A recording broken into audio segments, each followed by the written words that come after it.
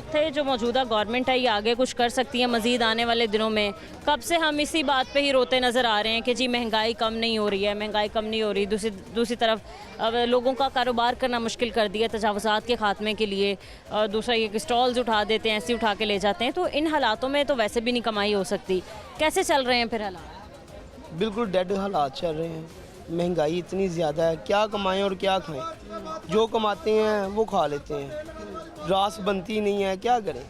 हर चीज़ में महंगाई है। सब्ज़ी लेने चले जाओ वो इतनी महंगी है। मैं कह रहा हूँ कोई भी सब्ज़ी ले लें, गोभी का गोश्त, आलू ले लें, मुर्गी इनकी अपनी है फिर भी महंगी है। चीनी महंगी है, हर चीज़ महंगी है। क्या चीज़ सस्ती? गंदम चावल वो भी महंगा हो चुका है, बहुत ज़्यादा। पेट्रोल भी महंगा है। पेट्रोल तो है ही महंगा। वो कह रहे सस्ता करेंगे कब? जब ये चले जाएंगे तब। या हम चले जाएंगे हम तो चले जाएंगे तो इन्होंने कहना चलो सानू की तो फर्क पैंदा। उनके लिए आसानी हो जाएगी ना। आसानी है, वो तो पहले ही कहते हैं कि सारे मर जान। जितना बड़े भी दावों के साथ आई थी ये गवर्नमेंट कि हम आवाम का सोचेंगे, गवर्नमेंट के लिए हम शहरियों के लिए कुछ करेंगे, ये गवर्नमेंट आवाम की पसंदीदा हो जाएगी, ये हो जाएगा वो हो जाएगा। कहाँ गए वो सारे दावे? आप मुझे ये बताएं, मिडिल क्लास ख़त्म हो चुका है। अब या तो गरीब है या अमीर है। हाँ, तो अमीर को कोई टेंशन नहीं है, हमें टेंशन है। जो कमाना है वो खाना है। फ़ायदा क्या है? क्या फ़ायदा है? कोई फ़ायदा हो तो मैं कहीं भी चलें भी ये फ़ायदा है, ये चीज़ सस्ती है, ये चीज़ इसमें रिलीव है, इसमें रिलीव है। किसी चीज़ में रिलीव आपको नज़र आता हो तो बताएं। आप भी सारी मार्केट नहीं, बहुत महंगाई है, बहुत महंगाई है। हर जगह यही सुनती हूँ कि बहुत महंगाई है। हर चीज़ पे आग लगी हुई है, हर चीज़ पे। कौन सी चीज़ है जो सस्ती है?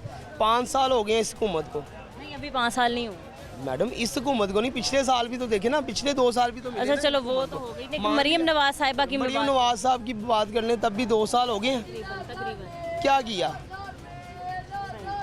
कुछ किया तो हमें बताएं। डेवलपमेंट वैसे की हैं, सड़कें बनाई हैं, इलेक्ट्रिक बसेस लेके आ रही हैं, अभी 1100 इलेक्ट्रिक गाड़ियाँ और दे रही हैं। हमारे लिए क्या रिलीव है? हमारे लिए रिलीव बताएं कि अवाम में कोई पैसा आया? 800 करोड़ रुपया इन्होंने आप देखें, CCD बनाई, पैराफोर्स बनाई, किसके लिए बनाई? अपने लिए। हमारे लिए तो नहीं बनाई। हमारे लिए को बनाए तो फिर भी है। वो अगर पैसा हम में इन्वेस्ट होता तो क्या होता? उसमें डबल से ट्रिपल पैसे आते हैं उनको। आते या नहीं आते? आते। आप वही कह रहे हैं जो पैसा डेवलपमेंट पर, बसों पर, फोर्सेस बनाने पर लग रहा है, वो अगर आप लोगों के लिए इन्वेस्टमेंट होती, आप लोगों के लिए कारोबार निकलता तो वो इन्हें ट्रिपल होकर मिल जाता। मेरी बात सुने, इन्वेस्टमेंट पे डिपेंड है ना। अब इन्वेस्टमेंट हम आवाम में कितना पैसा आता है? इतना आता है टैक्सेस के थ्रू। इतना कर्जा ले लिया, बताएं आता है कितना है आवाम में? सिर्फ ये बात बताएं। आवाम में अगर तो आते हैं ना पैसे तो कहीं भी आवाम खुशहाल हो।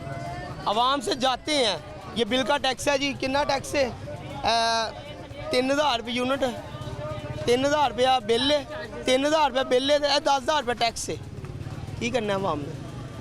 जरा रोज़ जो कमांदा वही खांदा, तो बिल देगा, घर का खर्चा करेगा, की करेगा? बिल्कुल ठीक कह रहे हैं। अब भाई आपको लगता है कि इन हालातों में अपने बच्चों के लिए कोई फ्यूचर की हो रही है सेविंग्स वगैरह कि ये हमारे बच्चों का फ्यूचर है, ये उनके लिए पैसे जोड़ रहे हैं? मतलब लगता नहीं है जो 1500 दिहाड़ी कोई कमाता है वही शाम को लग जाती है। कुछ फ्यूचर नहीं सोच रही, ये सिर्फ अपना फ्यूचर देख रहे हैं। अपने अकाउंट भर रहे हैं, कुछ नहीं कर रहे, कुछ भी नहीं कर रहे। बहुत शुक्रिया, थैंक यू सो मच।